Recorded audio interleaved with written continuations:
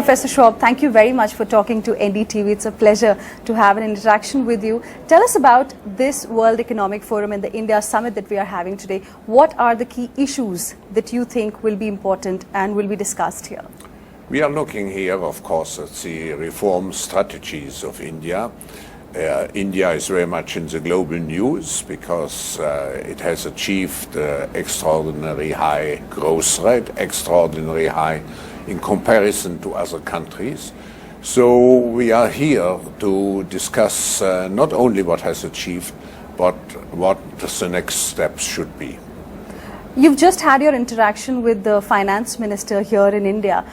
What's the sense that you get out of the work that Indian government, ever since this new government has taken over, they have done? How much have they worked to change the image of India and India becoming an investment destination for foreign investors? How much of a change have you seen ever since this new government has come in? I have been very impressed in the discussion now with the integrated vision the finance minister and the government has, addressing not only a single issue, but addressing the totality of matters, of what matters for the future. So for this reason, India has also got international praise. The World Economic Forum has, in its competitiveness report, upgraded India considerably by 16 places. It's also reflected, the success of the reform strategy of the government is also reflected in the increased foreign direct investments. It's reflected in the World Bank business easiness report, and so on. But of course, if you do the first step, you have to do the second and the third. And there are many challenges. The world economy has relatively sluggish growth. We will have the fourth industrial revolution, which will require, with technological innovation, completely new skill sets. India has to generate 10 million jobs a year just under the present circumstances. So we should not relax. I think we should encourage the government to continue, and not only the government, also the whole political system, to enact the next steps of reforms as fast as possible. All right, so first step, of course, has been taken, but we don't have to stop here. We'll have to take many more steps. What's your sense? Do you think because of the fall in the oil prices, crude oil prices, because of that and because of slowdown in the external environment, made India lucky? With this new government. So there were two things that really worked out. One, the new government coming in, some change in the sentiment all across, and this fall in the crude oil prices that helped India achieve what it could not have otherwise in such a short span of time. So do you think India has just managed to get lucky, or it has really worked to reach where it is right now?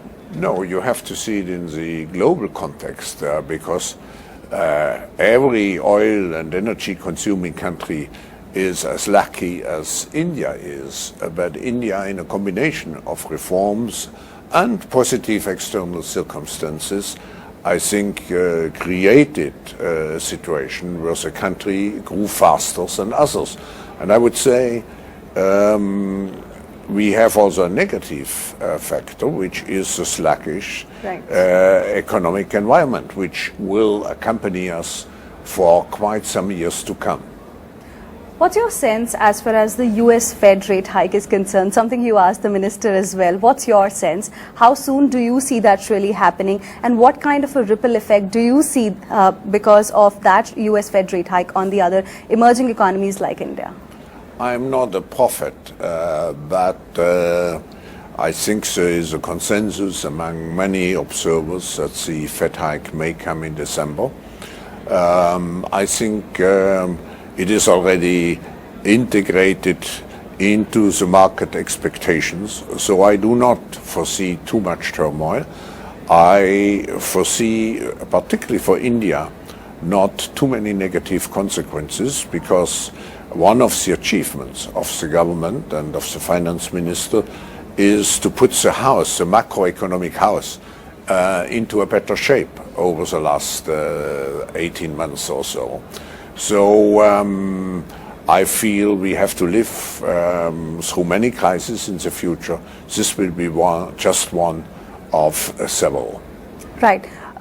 Also wanted to have your opinion on the slowdown that we have seen in China, the kind of market crash that we saw happen there. Many believe that the problem is even more than it is being predicted or being projected at this point in time. What's your assessment, and do you think pain out there in China can become India's opportunity to gain? No, I would not say if you reduce growth from 7 and above percent to something which is just below 7%, that this is a crash. And we have to see it in absolute terms. When 10 years ago, China had an economy which was about 4 trillion GDP per year. So if you added at that time 10%, it meant to add 400 billion. Today, China is a 10 trillion GDP company. So if you want to add 7%, it means 700 billion. So it's quite a sizable piece which should be added. And just to give you a relation, it means even with 7%, it means for China to add an economy of the size of Switzerland or of Indonesia. Right. So that's still considerable economic growth. A last question on India.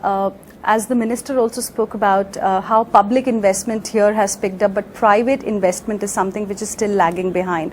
According to you, what's the right solution? What's the right way to approach things, especially infrastructure development? Do you think instead of just public spending, we need a better partnership mechanism to improvise upon the infrastructure issues and challenges that the government and the industry is facing at this point in time? I think that's exactly what the minister explained. We need a better framework for public-private cooperation.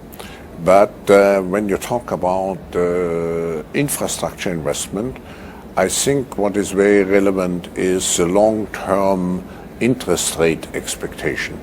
Now, India has also achieved progress in fighting inflation, coming substantially down. This will have an impact certainly on interest rates. So as soon as we have a more stable framework in terms of expectations, in terms of legal frameworks and so on, I think the private sector will pick up in terms of its contributions, not only to the infrastructure, but also to strengthen India as a manufacturing base. All right, Professor Schwab, thank you very much for talking to us here on NDTV. Thank you very much.